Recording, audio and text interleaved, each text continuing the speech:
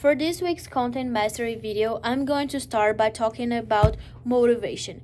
So, motivation is like the fuel that drives people to act. It is what pushes us to pursue goals and keeps us going even when things get tough. In the workplace, motivation is crucial because it directly affects productivity and job satisfaction.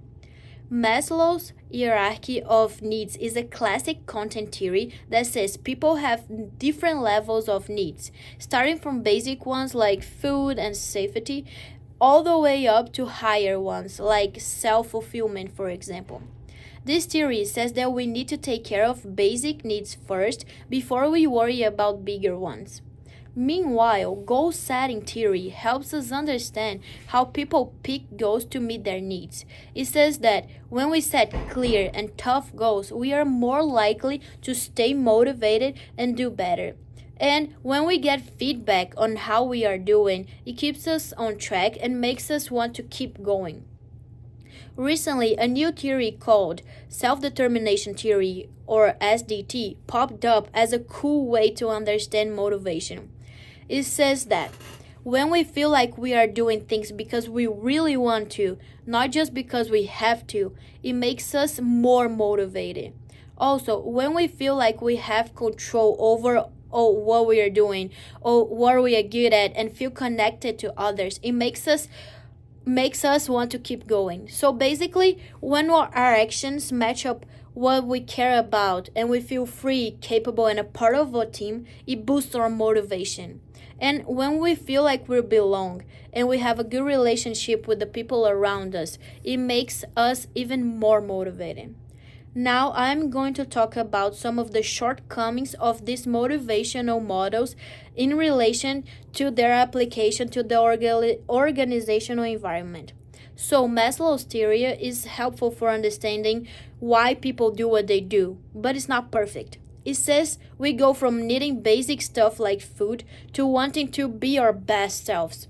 But real life is more complicated. Sometimes what we need change depending on the situation, and not everyone cares about the same things at the same time.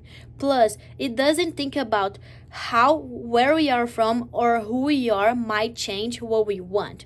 So, while it gives us a good starting point, it does not cover everything, especially in workplaces where people come from different backgrounds and have different needs. And we also learn about equity theory, and this is my favorite because it focuses on the perception of fairness and rewards compared to others.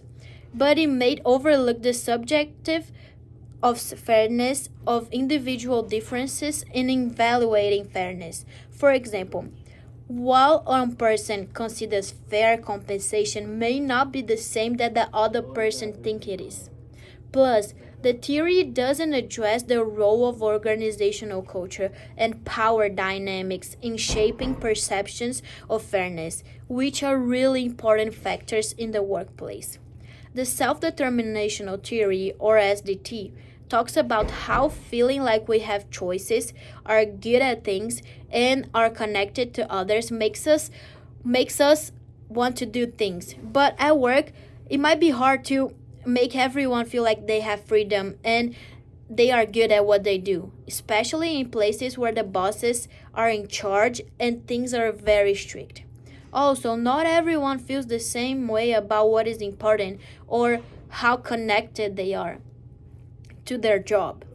So, to make it work, managers need to really understand each person and their job and find ways to make everyone feel motivated. This means treating everyone fairly, making sure they feel involved, and giving them chances to grow. To fix the problems and make motivation better, companies can do a few things. First, they can change how they reward people for doing good work, making it more flexible and fair. They can also make the workplace a nicer and more supportive place to be.